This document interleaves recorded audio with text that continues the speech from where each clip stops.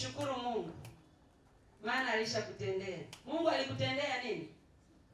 Mpelekee maiki pale. Huyu ana pepo, ana ushuhuda, ila unatakiwa ushukuru Mungu. Mungu alikutendea nini?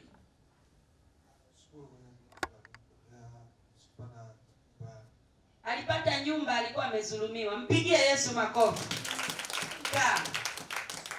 Alikuwa amezulumiwa nyumba. Mtu alifariki, yeye akapewa nyumba na bibi yake. Wajanja wakamdhulumu. Chochote walichokudhulumu Mungu anakurejeshea. Hata kama ni utajiri wako Mungu anakurejeshea.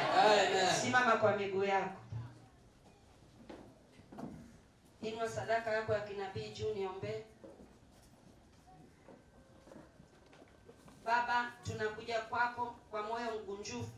Tunayo zawadi katika mikono. Ona watoto wako wa kike na wa kiume wameleta sadaka. Simamisha kila dhoruba katika maisha yao. Ni mwaka wa kutokewa na wewe. Ile nguvu iliyokata minyororo Petro akatoka gerezani iwatetee. Katika jina la Yesu nimeomba, amen. Unaweza kuja kutoa sadaka yako, nikubariki na usiondoke. Simama yule pale. Kuna fedha unazidai mahali.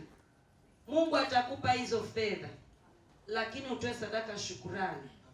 Na hizo fedha usipeleke kwenye vitu vya kinyume. Ukatoe sadaka ya shukrani. Uliahidi kwenye kanisani zamani. Shetani amezuia fedha zako, na zifungua leo. Amen. Na zifungua leo. Bwana Yesu asifiwe. Mchungaji Bariki yuko wapi? Nipo. Mpigeni makofi mchungaji Bariki.